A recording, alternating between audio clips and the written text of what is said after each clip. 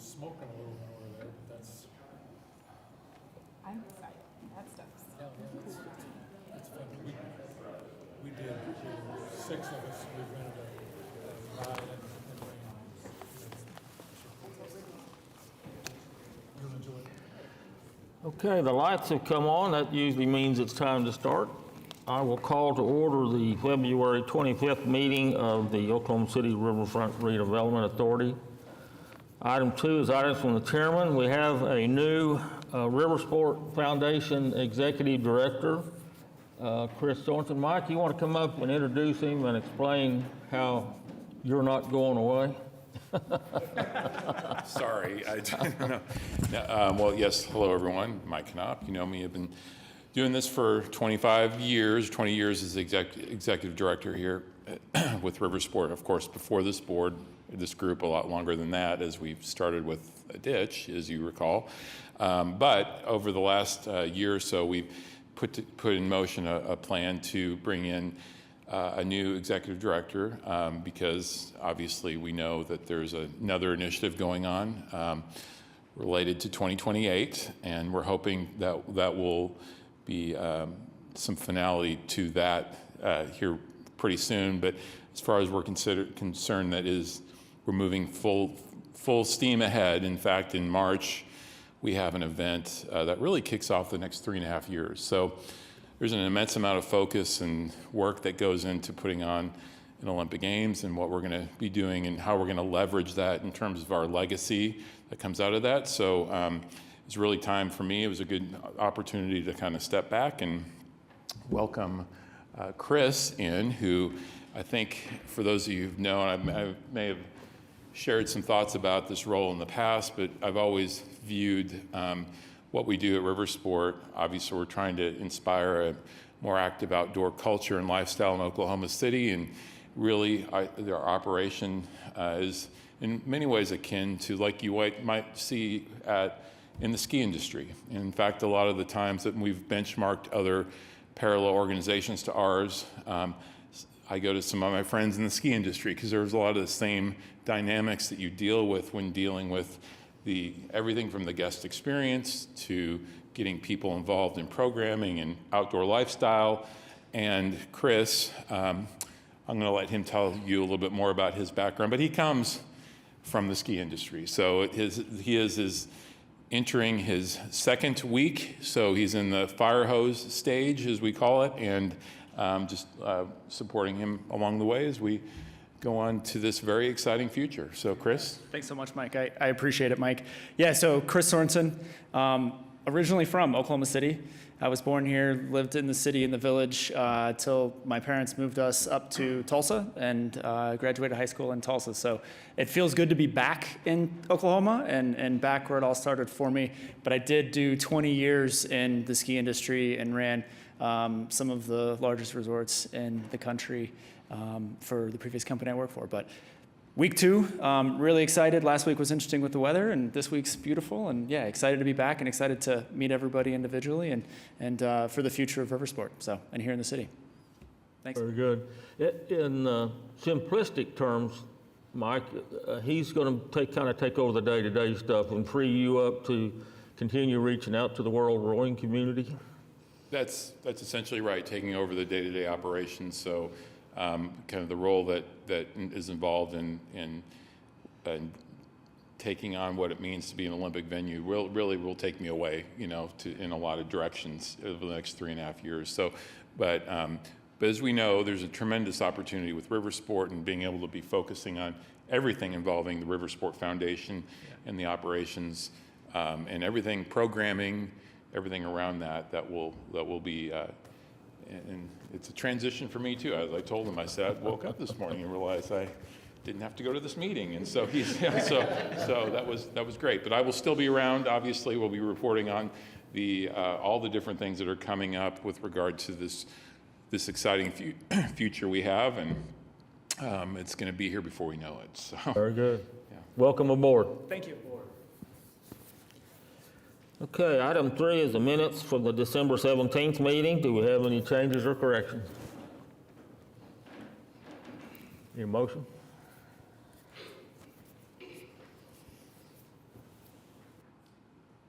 Cast your vote.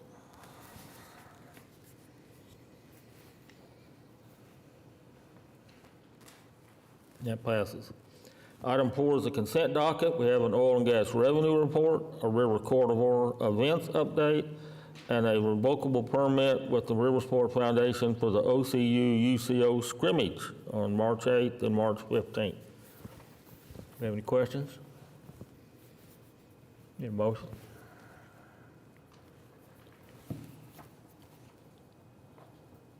Cast your vote. That passes. Item 5 is the primary agenda items. Item A is a river project summary. Jeff? Good afternoon. Joe Shumway, Oklahoma City Public Works. A few things we have. The May Dam rehabilitation project is expected to start construction March of 25. In the process of this, we've began the draining portion for the May Basin. That'll run us for roughly approximately a week. In the Eastern Basin, we still have the maps for pedestrian bridge and the First Americans Museum riverboat landing are actively under construction. Today we provided a few of the photographs of the landing.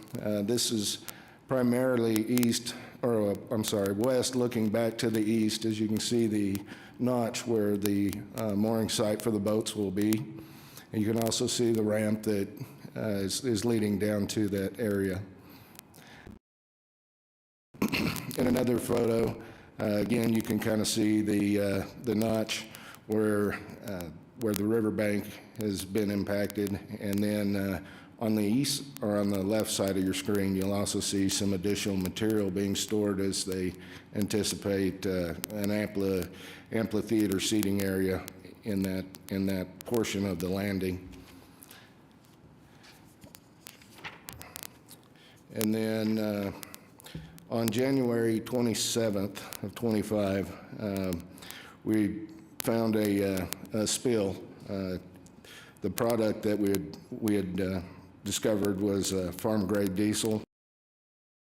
The Eastern Basin, just downstream of the Brum Dam, on the north side of the river. Contractors were sent out to go ahead and start the cleanup, and that was largely completed by January 31st.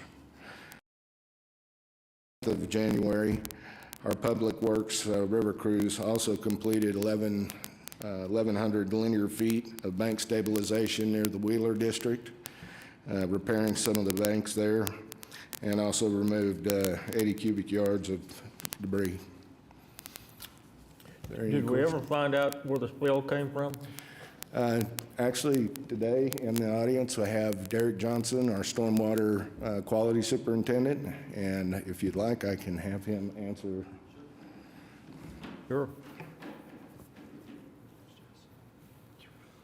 Yeah, the question was, did we find a responsible party? Not at this point. Staff have been working diligently to try to find a responsible party, but it's up in the watershed pretty far, and we've been able to isolate it to about 4th and Lee, but that's about all the indications we've had from where the point of entry was. So we'll actually have to do some CCTV work the end of this week to find it, hopefully. Yeah, okay. Thank you. Thank you. Any questions for Jeff? Thank you. Motion to accept that report?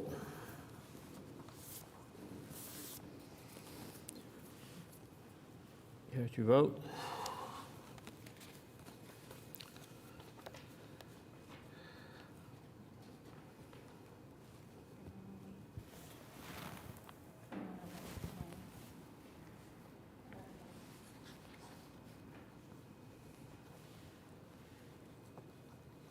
That passes. Item B is a Riverfront Redevelopment Authority schedule of cash receipts and disbursements for the period ending December 31. Any questions on it? Need a motion?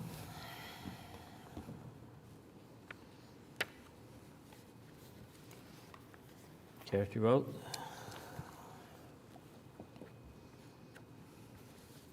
It passes.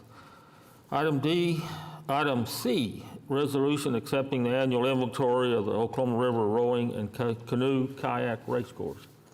Annual report that they have to submit. Need a motion? Cast your vote.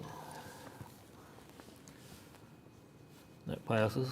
Item D is the first renewal of an agricultural use agreement with Sam Owens for livestock grazing on our property, 1420 South Portland. Number of years that he has done this, and we do it in 3-year increments, and this is a first year on a new agreement. Motion? Cast your vote. That passes.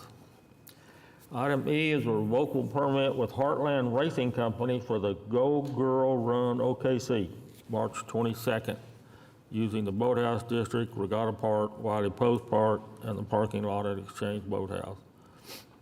Need a motion?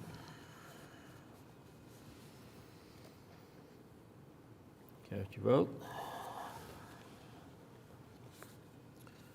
That passes. Item F is a revocable permit with the Riversport Foundation for the OKC Youth Invitational, April 5th and 6th.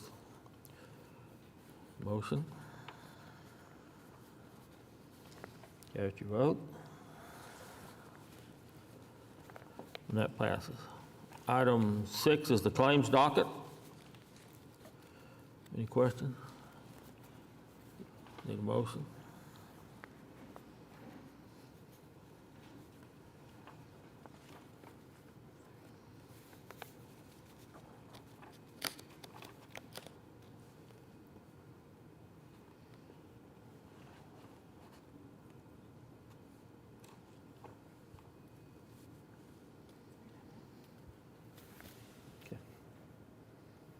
Cast your vote. It passes. Item 7, comments from staff. We have the director's report. Good afternoon, Melinda McMillan Miller, Director of Parks and Recreation. In your report, we had a lot going on, of course, the last month. But one thing I do want to draw your attention to is something that may come back to here in the future, is our police department is working together on investigating the possibility of expanding the curfew boundaries for youth in the Bricktown area. That expansion would encompass Myriad Gardens, Scissortail Park, and Wiley Post Park's North Shore, where we're working on the USS Oklahoma City Memorial and various park improvements. It also would fully encompass Riversport. We've met with the Myriad Foundation, Scissortail Foundation, and the Riversport Foundation to gauge any feedback that they would have or concerns. All of them are very supportive of this idea. It would greatly help them in their just mischief making that doesn't need to always happen in our very high profile areas that have a lot of public investment made in them. It helps protect those properties more. Of course, the youth at any time, if they're accompanied by an adult or participating in any program at those specific facilities, are of course able to still do so. It's just to help kind of cut down on some mischief. It's been a pretty effective tactic for Bricktown to help control mischief and things, so the police department is just kind of looking into this at this point. Nothing now at this, for the body here to worry about or to consider. Police still have quite a bit of work to do on it, so it'll probably come back to council probably before the end of the year for consideration. I'm happy to answer any questions if you have them. I do have one question on that. As part of that, could we get some kind of report on like the types of incidents that they're concerned about? Absolutely. As well as, I think it would be helpful to better understand the incidents that were happening before in Bricktown and what it looks like now. Just to have a better sense of like actual number of incidents, types of incidents, et cetera. Absolutely, and as I've been working with the police department on this, they've have those numbers already. They kind of presented those to me, so I know that that will definitely be a part of the introduction to council and other bodies when that comes up. But I'll make sure that you all receive those information. Any other questions? We're good, thank you. Thank you. Get a motion to accept that report?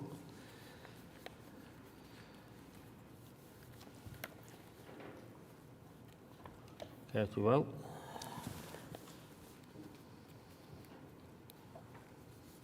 That passes. Any comments from trustees? Any citizens wish to be heard?